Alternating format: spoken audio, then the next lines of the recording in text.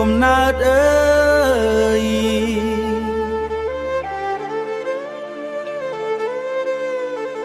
ភូមិនៅពាំងសង្កាយ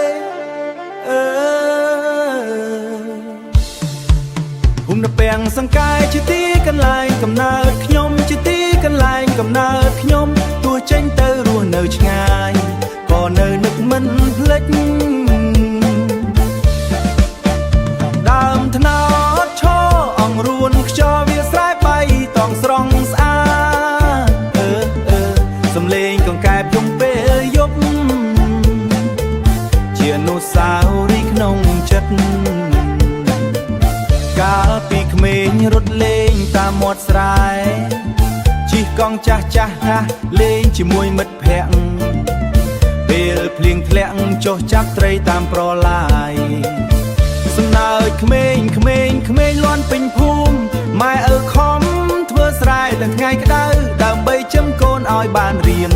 ទោះជីវិតមិនសូវមានអ្វីទោះជីវិតមិនសូវមានអ្វីតែក្តីស្រឡាញ់ពេញបេះដូងភូមិនៅពាំងសង្កាយជាទីកន្លែងកំណើតខ្ញុំទៅដល់ទីណាក៏ដោយចិត្តនៅតែនឹកផ្ទះចាស់ព្រឹកឡើងឮមាន់រងាវល្ងាចឮសំលេងគោក្របីជីវិតស្រុកស្រែសាមញ្ញតែមានក្តីសុខក្នុងចិត្ត